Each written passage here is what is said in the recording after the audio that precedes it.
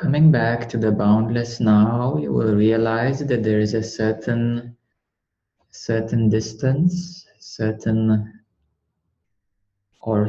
closeness. And this certain distance or closeness to the boundless now is exactly what is in between.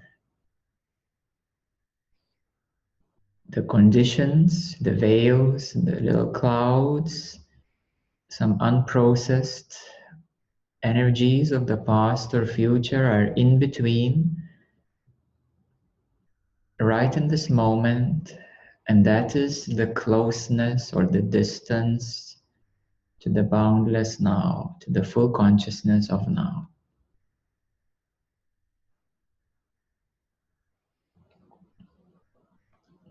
So this distance or closeness is depicted in the map of spirituality in the levels of consciousness, and it is the degree of remaining conditioning, remaining cycles of purifications, the vasanas that need to be purified in order to be boundlessly in this open moment of now, every moment of your time, every moment of your being. It is also a vortex of life. The whole universe, we could say, it's like a vortex of higher and higher vibrations. So that is the second part, which is not related to conditioning as such, because even when you reach the full consciousness, you are returning back home fully, but life continues, things change, and we could say relatively things evolve. The universe expands, more galaxies are born, and within you, there is an energetic evolution. Your life also progresses and changes. So everything evolves, relatively speaking. Being in the boundless now, in the full consciousness, evolution is we could say it's stopped in terms of realization of yourself. However, the relative evolution continues, and that we could say it's a continuous perfecting of the now. And the universe was designed to evolve, to grow, more planets to be born, more stars, more galaxies, many more souls are being born. So things are expanding and growing. At the same time, throughout the ages and centuries, we know that even the enlightened beings, like Shiva or Krishna or Jesus or Buddha or more recently Ramana, they all had a common quality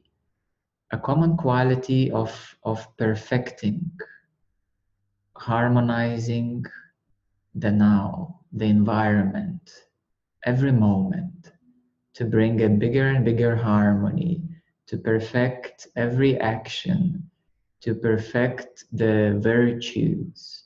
You see, there are no more conditionings, then they become virtues. The higher qualities as virtues can be perfected infinitely, we could say. So even Ramana was striving, we could say, relatively speaking. Absolutely, he had no need. But relatively speaking, he was striving for perfection, perfecting the moment, perfecting the silence, perfecting transmission, perfecting the environment, his community, and everything that was happening. The same way even Shiva and Jesus and Buddha and Krishna were perfecting and expanding their awareness of the universe. They were perfecting their degree of seeing and bringing more and more clarity to what was within their consciousness, awareness, what was being seen in that moment.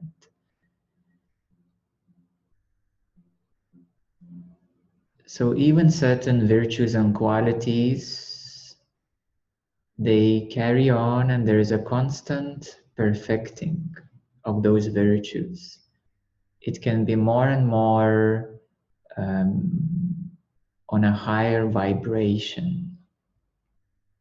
So at the lower levels, we deal with conditionings, and the conditionings then come to the non-dual state, which is basically they become transcendent.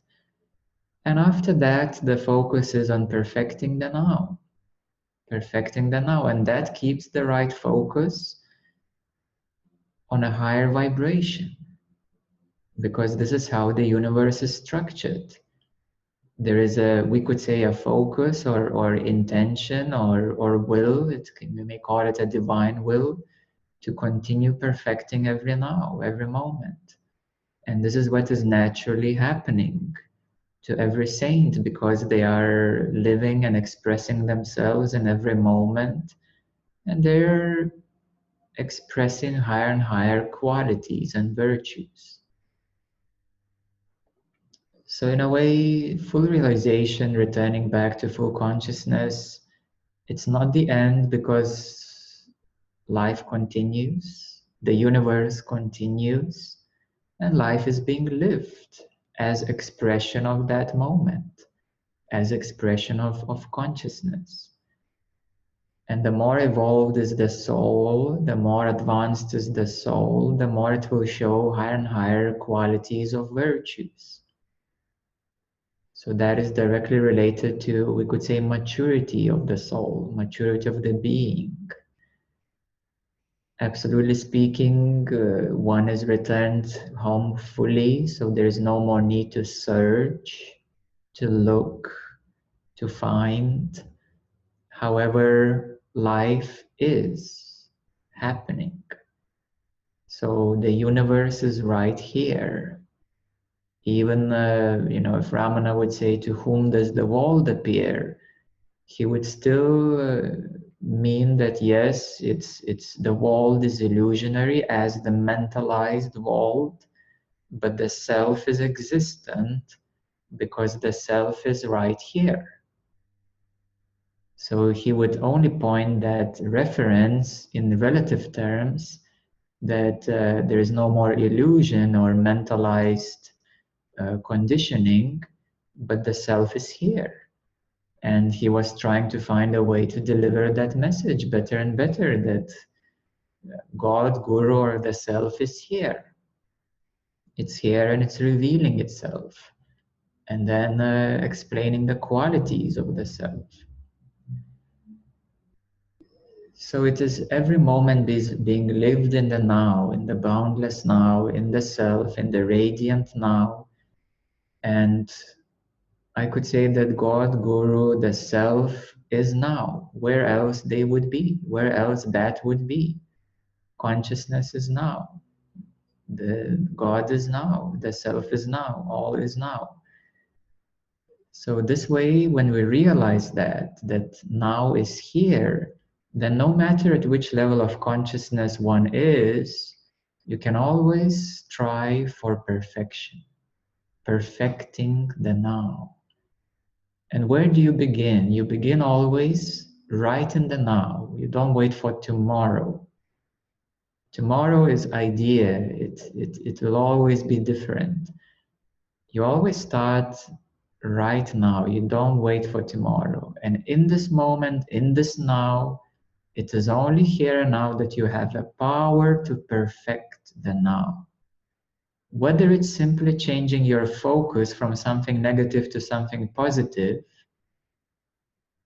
whether it is giving some time for your emotion to be processed, whether it is bringing more harmony to your energy, sensation, or feeling in this present moment, whether it is balancing your chakras to a greater degree so there is more harmony within your energy body, or whether it is to harmonize the environment around you.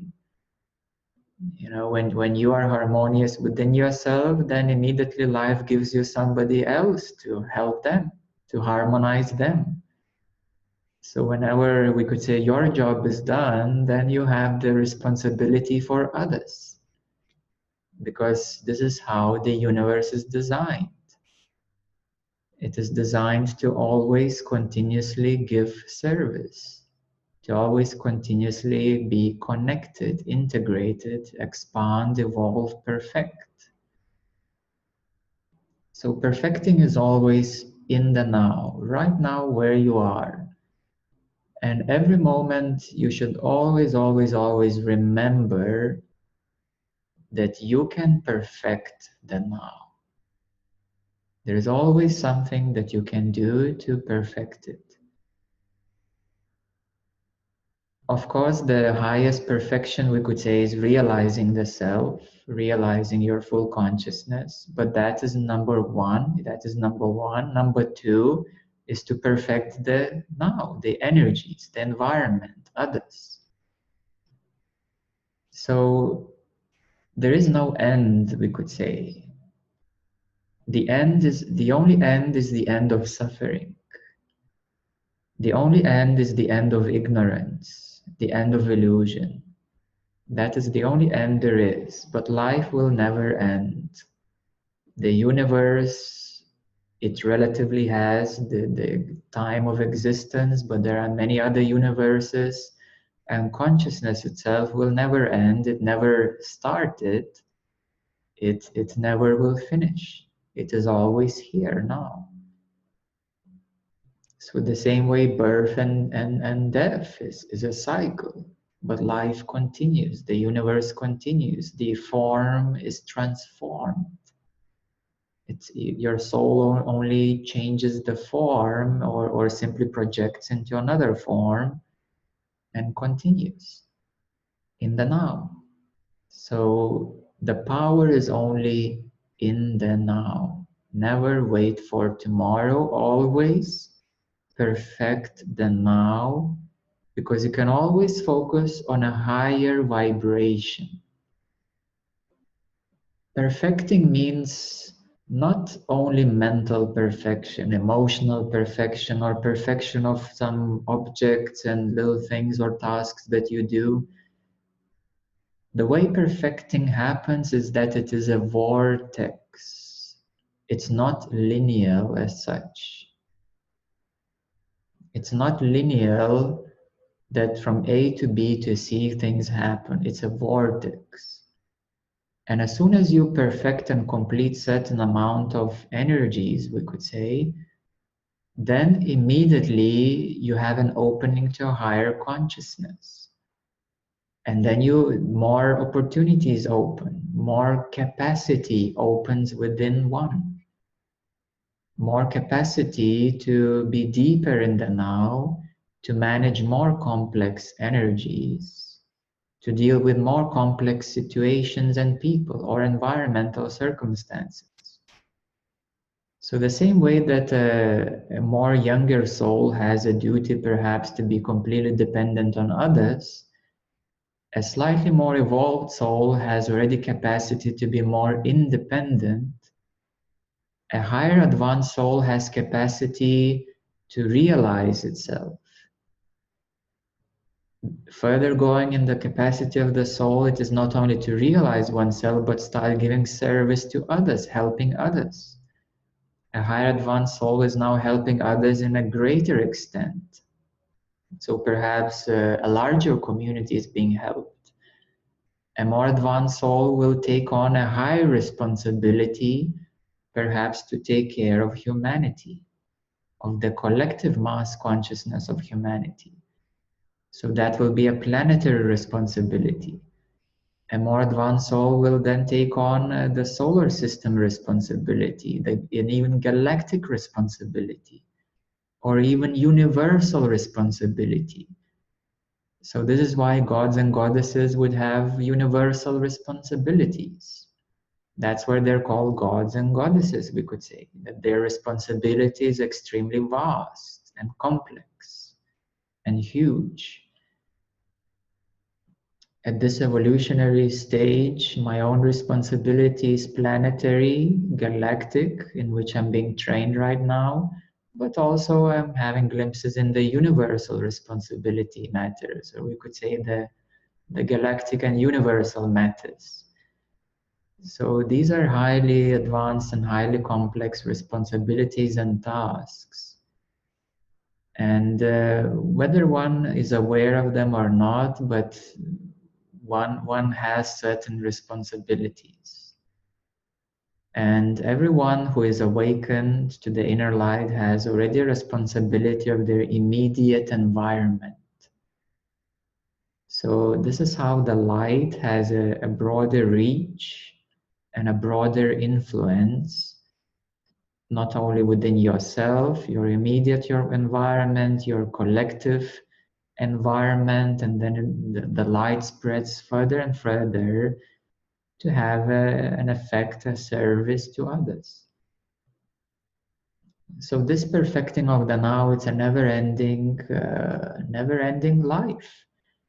And as I mentioned, that even saints and avatars, they would continuously focus on perfecting the virtues and broadening their capacity to harmonize, heal, manage a higher or broader environment.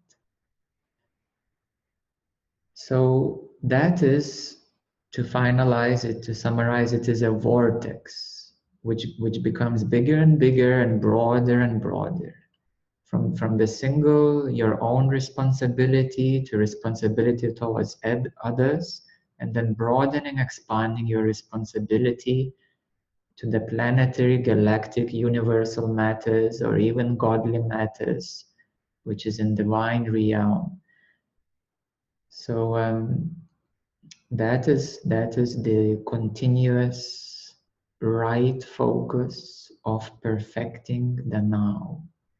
And it is not tomorrow. It is not that, okay, so maybe I need to dedicate more time and I will do this perfecting thing maybe next week or maybe on the weekends. No. It's not how it happens. It happens in the now. And every moment there is certain things that you can do right now, no matter what you do. Even doing the dishes, even taking care of your kids, you can always be more gentle with your children. You can always be more loving to your children. You can always be more present in every moment with yourself and your children or your partner, your in your relationship as such. And every moment there is always something that you can do according to your moment of now and your capacity. So this is how you grow moment by moment. And this is how the universe then will resonate with that, and then we'll say, okay, so this person has already mastered that certain capacity. So now they know how to be harmonious within themselves, and now I can give them more opportunity to help others. And this is how the universe immediately responds, because the universe is designed to empower you, to assist you, to help you in your evolutionary path, in the relative evolution. Absolutely speaking, it's absolutely speaking, it's all here now. But relatively speaking, the universe is evolving. So that is your individual responsibility of your soul, yourself.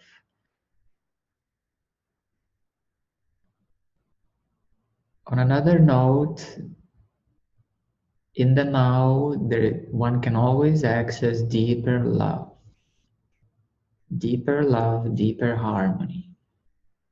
So once you have your focus on perfecting the now, then immediately harmonizing effects start taking place. Then immediately you come to the unconditional way of meeting the now. Unconditional way, the meeting the now. It's unconditional love. The unconditional love can be many times a little bit hard, a little bit tough, but the now will always give you that which you can handle in the now. You should remember that God, the universe, consciousness, it will always give you in the present moment what you can handle now.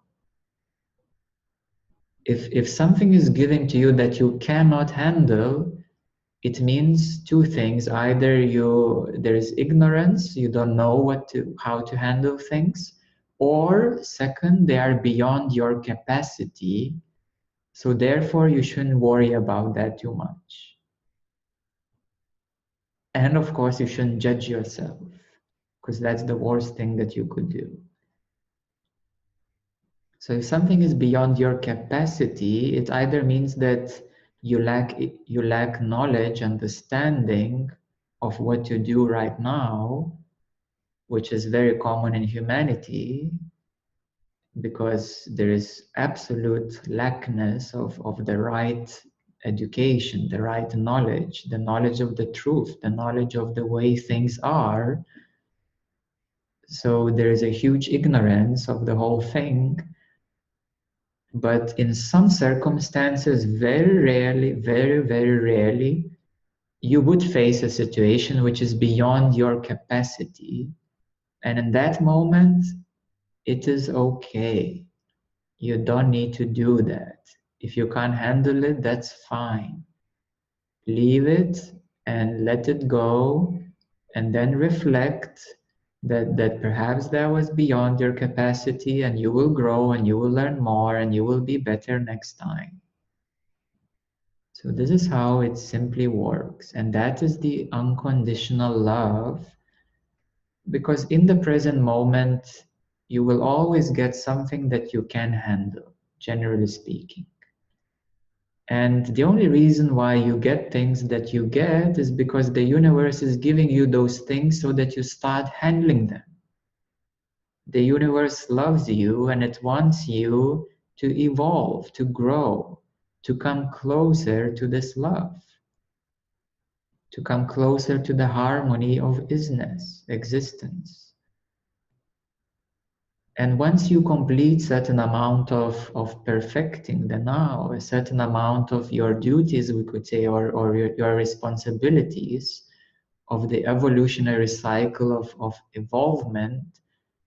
So once you complete a certain amount of evolution, the universe will immediately give you a gift of love, a gift of harmony, a gift of abundance, a gift of virtue, a gift of deeper knowledge, insight, inspiration, opportunity, creativity. So every time you complete a certain amount of evolutionary work, the universe immediately gives you a gift. This is how it works. There is no secret, there is no mystery. This is how it works. I say it works because the universe is a conscious organism. The universe itself. It's an intelligent design. You know, the Sri Yantra, it is the intelligent design. The whole universe is an intelligent design, and it knows how to take care of things by design. The only reason why suffering arises is because of ignorance of the intelligent design. That is the cause of suffering.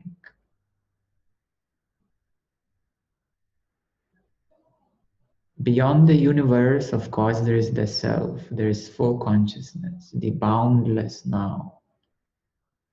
That's where the freedom is, to be beyond design, to be beyond the universe, we could say, or to simply see through the universe. Be boundlessly, freely here now.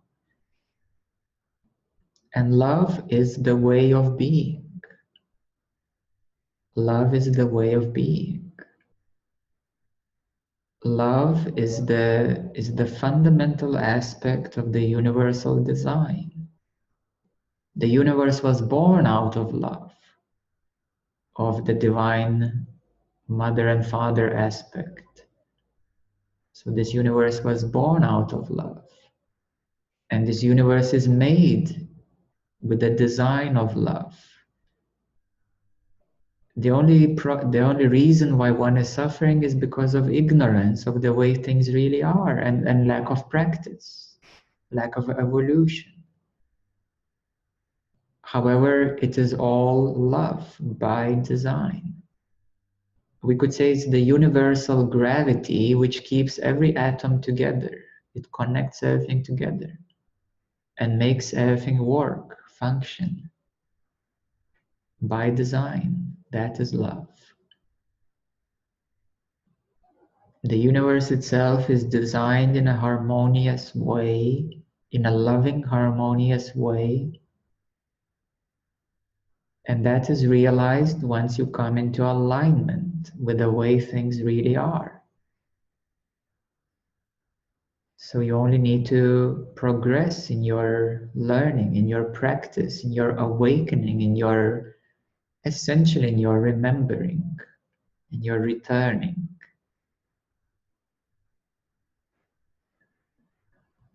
So every moment of now, there is love trying to reach you. And sometimes love gives you unconditionally certain challenges in order for you to have the right relationship of healing and harmonizing and perfecting yourself, so that you can come back to the oneness of existence and function in a unison with the whole universe. So this is why you are a God co-creator. You're all God's co-creators. But at this point in time, you're sleeping God's co-creators. And at this point in time, you need to remember that you are a co-creator. Co-creator means that in every now you're participating. Let's not think about, let's create a new galaxy. It is beyond your capacity right now. But in every moment, you're co-creating the now. Whatever you do, whatever is happening, you're co-creating this. And when you meet another person, you're co-creating this moment.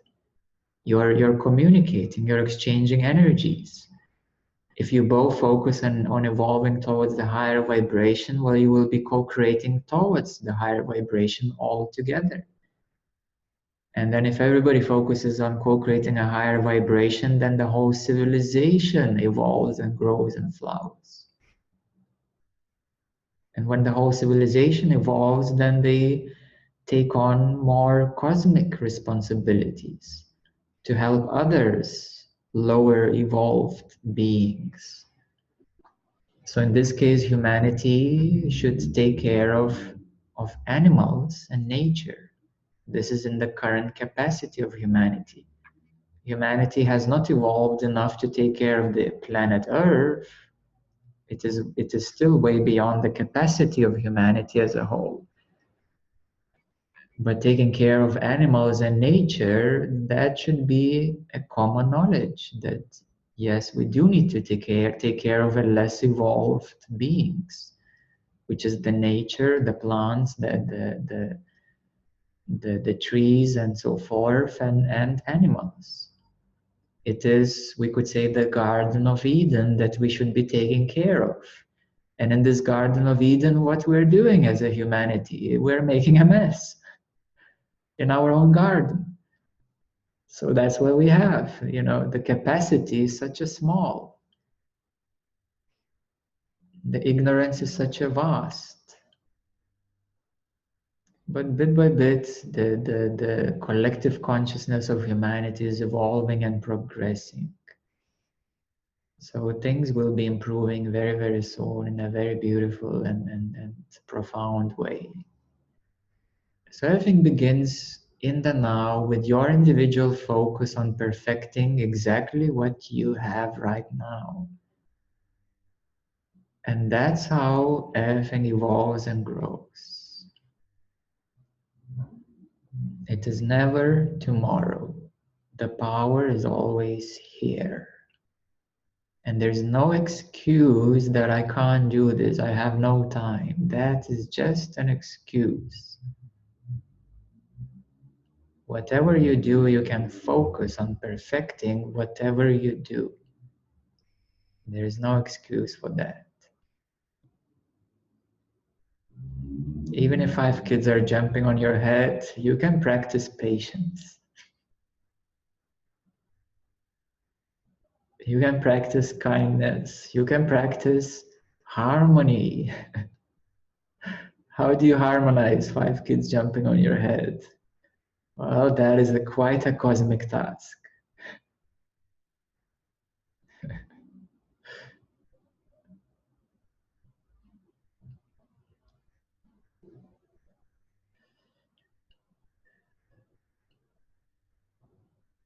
So harmony and love is always here too.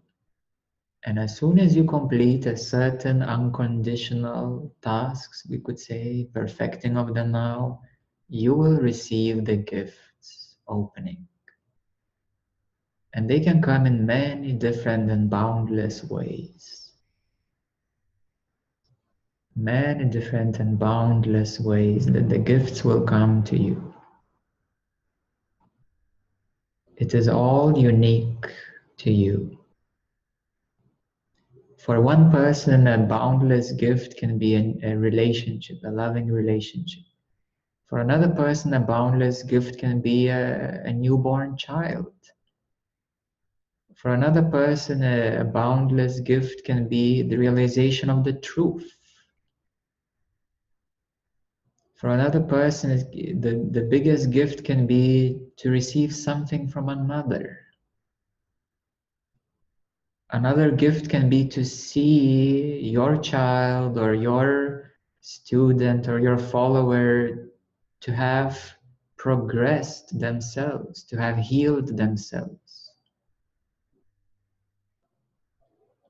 It is in so many ways that these gifts are coming. When you have anything you need, what do? You share with others, you help others, you show others how they can have everything that they need. But at the same time, you already have everything that you need to deal with the now, in the now. If you say, oh, I don't have enough money, I don't have enough time, I don't have enough energy, I don't have enough this, and these are all excuses to avoid what is giving to you right now. You know, it's so easy to make an excuse. That's the easy part. To take responsibility and perfect what you have now and to deal with what you have now, and whether externally or internally, that's the gift of life. This is what is given to you right now. This is the power of life. So never wait for tomorrow. Live in the now, responsibly, with the right focus, knowing what you're doing, evolving, progressing, opening, returning, self-realizing. It is all part of the same. It is all part of the same. Sometimes I will tell you also another thing, that you can't progress higher in your consciousness because you haven't completed certain things in the physical. So if you're still keeping some old bad habits somewhere right there, but you're so dedicatedly trying to awaken and become re-enlightened, well, you have to deal with something that is hindering the opening of your consciousness. So you have to deal with that now. You have to really look and see what you feel is right to do now to get you to focus on perfecting this moment.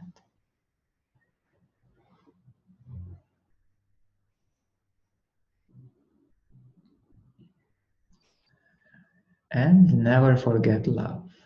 Love can be unconditional. Sometimes it can be tough. It's not only the sweet love, it can be a tough love. But this love will make you grow.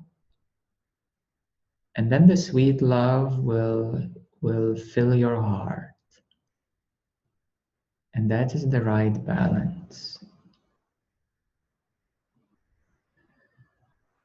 It is only intended for you to return fully to yourself, to live harmoniously, and to share this love and truth with others. As one, because everything is one right now. It is always that the bigger space of love, softness, harmony can take care of you. You as the individual, as the energy field, energy system. It is always that the bigger space, harmony, softness, love can take care of you. With your own focus, with your own intention, you can do as much, where to a certain degree you need to surrender any effort to the larger energy field of harmony, softness, love. So your duty is to make your way into individual harmony to the certain extent that you can surrender to much larger energy field, emptiness, space, loving softness. Because it is the universe that takes care of energy.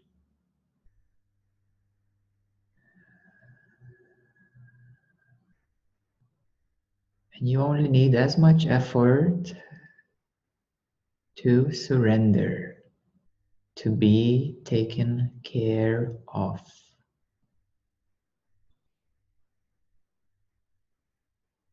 Energetically. And then that liberates your focus, attention, your I-ness. It becomes liberated into the boundless being, seeing, which is always here, always aware, always conscious. At some point during the meditation, I felt like from my throat and down to my lower chakras, felt like it was completely penetrated by light. Like a really big healing, sort of. And just from here and down, not higher up. And then after a little while, maybe after like 10 to 15 minutes, it was a very strange thing, like a bit of a stressed energy just completely left my body. Again, from here and down. And I wasn't even, I wasn't that aware that it was there, but after it left, I felt completely grounded, completely rooted, like I was a head on a rock, like my head was on a rock. And I just sat there and I was like, okay. Now this feels very strong, very powerful, and I could see that this is where it's heading, So this was kind of like free seeing, sort of. Yes. And it felt extremely nice, very free. Yes, very good, very good. Rooting, deep, deep rooting in the now, and release. There's a tension that leaves, and suddenly there is a much bigger rooting in the now. Mm-hmm. And this rooting is Mm-hmm. in the brightness and the strength of the light, the brightness, strength of the seeing. Mm-hmm. So this brightness increases so much that it becomes the deeper root than the root. Mm-hmm. Like you said, head on the rock. Head in a rock. Good. Very good, very good, very good. Thank you, David. So yeah, it was the moment of being devoid of personhood, and I think it's happening more and more, but today it was wonderful, and just this vastness and unlimitedness, and then it expanded all around the world. Just this, I only saw this our world, and it was bathing in light. As I was also receiving a lot of intense, the shower of light. Yes. And I think it's my Kundalini because I felt like I was gonna jump out of my skin, but it was amazing. Yes. And I've been having a lot of Ananda joy, as you predicted, and I thought it's impossible. So thank you. Thank you, Mindo. Very well, very well. Good, good, good. Okay. Can you hear me? Yes, we can. On my 150 rupee headphone microphone on my old iPhone because the current burned out my laptops, but it's working. This evening, continuation of my hours in Ramana Ashram today. There's, am I clear to you in words? Yes, yeah, we can hear you well, yes. Okay. A week ago, I would have asked you about the right side of the heart. It was feeling like it's an object of perception and there's still an I, the subject. And this day, some sort of, because your constant message of relaxing and softening, it's so valuable. I find today this, gosh, words are not useful here, but a kind of merging in the heart space where there's not really a subject, there's not really an object, there is sensation or perception or aliveness or a flow or a current. But wow, it's a very fast time for evolution, I think, right now. Yes. Good, good, good. Yes, yes, yes. You see, subject and object, they dissolve, and you are neither there nor there, neither subject nor object. And this is the heart, the spiritual heart, the Amrita Nadi heart. You're neither internal or external. So that is simply what we refer to as boundless now. That is the self. And there's no more internal, external, subject, object. It's just that huge, huge, huge, that, You said something tonight that resonated me along the line of the universe being a living organism. And I take that in me as letting consciousness live my life, letting that no space, no energy, no Gregory, let it drive. It's an interesting thing. There could be a million things I would worry about, and none of them are worth worrying about. Just allowing the larger, we'll say, consciousness to drive or to be in charge, something like that.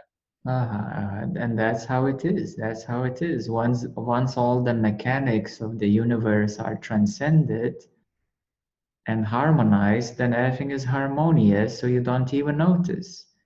So the consciousness then takes care of it all. Just like your body, you know, when it's healthy, you don't notice there's a body, you know, but when something is aching and you hurt yourself, then you surely notice that something is aching. Said that last week about experiencing energetic sensations that just meant that there was something in the way and Shakti was trying to move them out. Yeah, okay. Maybe I don't have anything more to add. Much gratefulness for your YouTube channels for allowing me to participate in this Tuesday Zoom. There's a good flow going. That is the unconditional love. That is consciousness reuniting, bringing you back home. So everything dissolves, the distance dissolves, the closeness evaporates until you are that, and no more even object or subject. Everything, we could say, dissolves or burns in that fire, in that heart, in that brightness of the now.